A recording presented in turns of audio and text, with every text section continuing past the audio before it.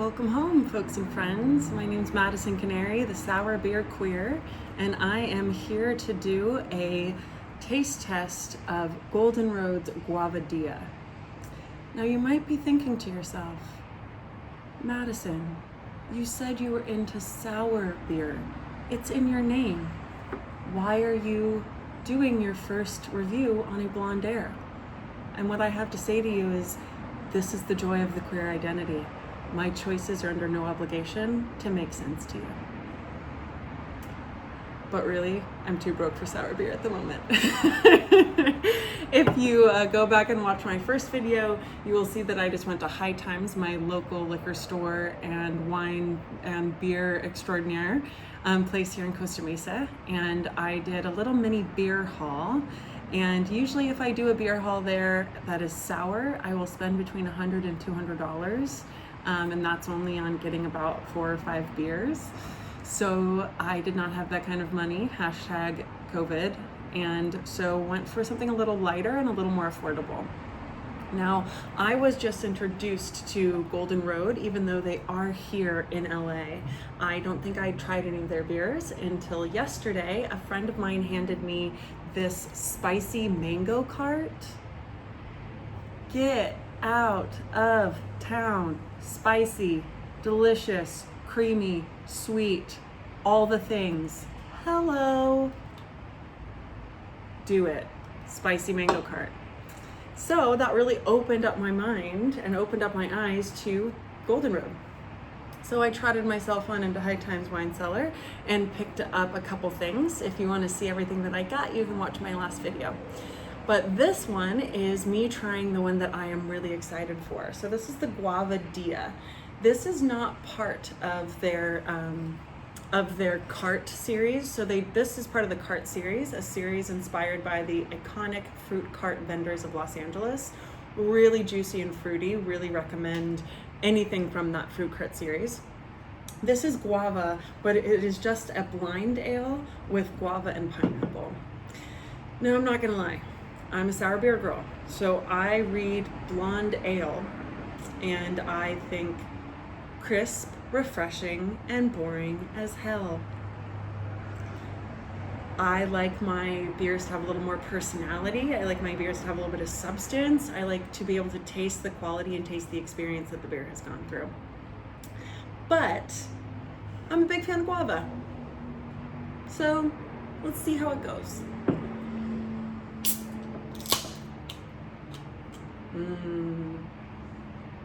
Okay, so my favorite sip of any beer is right out of the can. When it's fresh and cold, it makes that little crack. So please stand by, I must achieve.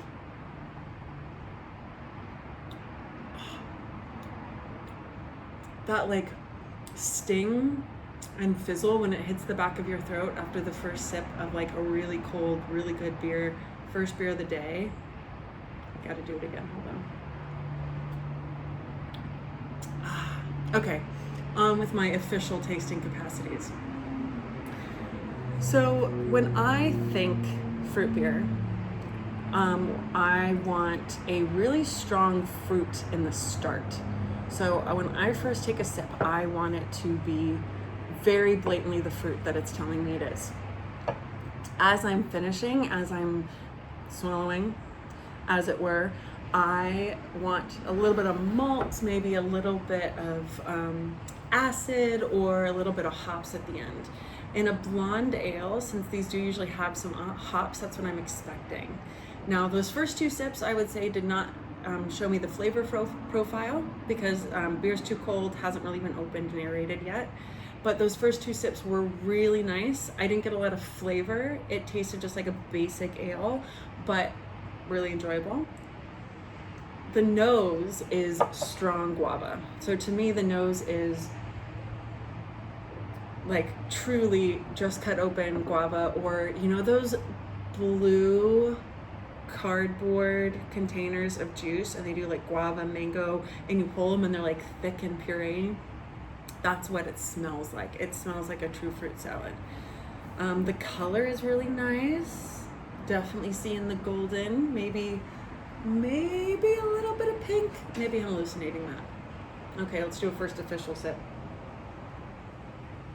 Okay, so pouring it out of the can, the guava isn't quite as strong. I'm definitely smelling a little more of the ale. And let's see how it tastes.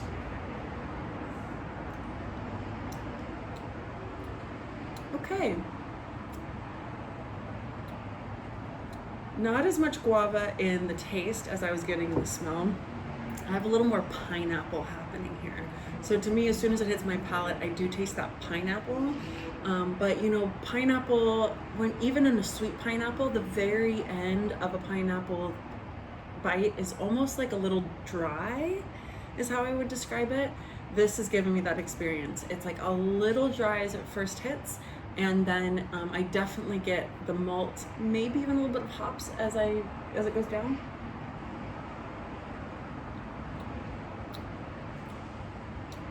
I mean, overall, I'm going to call this a good time. Overall, I'm going to call this a good time.